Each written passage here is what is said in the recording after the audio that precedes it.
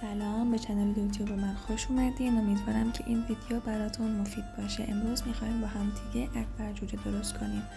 بریم که شروع کنیم. نمک رو به مرغامون اضافه میکنیم. آب 1 عدد لیمو رو بهش اضافه میکنیم و خوب ورزش میدیم که نمک و آب لیمو به خورد مرغامون برن.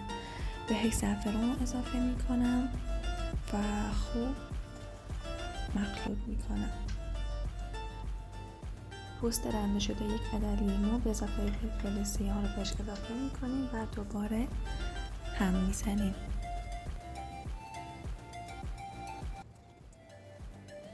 یک عدد پیاز خلالی شده و 1 عدد سیر تکه شده رو بهش اضافه میکنیم و مجدد خوب ورزش میدیم. مرغمون رو که مزه دار کردیم میذاریمش داخل یخچال که خوب استراحت کنه و تمام به خوردش بره به مدت 6 ساعت. حداقل زمان ممکن 3 ساعت است. کمتر از این نباید باشه. میتونید این کار از شب قبل یا صبح زود انجام بدین.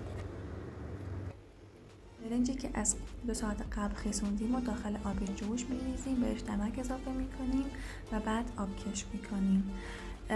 داخل قابلمه زعفران دم کرده میریزیم. برنج آبکش شده‌مون رو بهش اضافه میکنیم و بهش روغن اضافه کرده و میذاریم که 20 الی 30 دقیقه دم بکشه.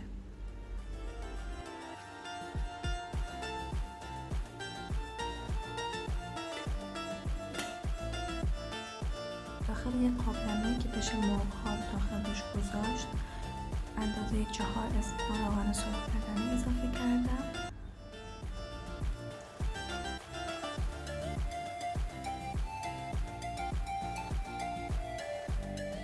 قبل از اینکه روغنمون خیلی داغ بشه مرغامون رو بهش اضافه میکنیم. فقط یادتون باشه که پیازها و سیرایی که بهش چسبیده رو حتما ازش جدا میکنیم تا نسوزه. بعد از 20 الی 25 دقیقه در مرغامون باز میکنیم و برشون میگردونیم که دو طرفشون خوب سرخ بشن.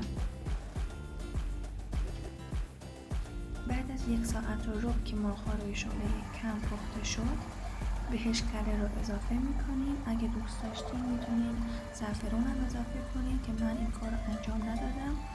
و 5 دقیقه آخر رو شعله رو زیاد میکنیم که مرغامون خوب طلایی و سرخ بشن، که من این کار رو یکم زیادی انجام دادم و باعث شد که مرغام بسوزن یه خورده و به شما توصیه میکنم که این مرحله رو خیلی مراقب باشید.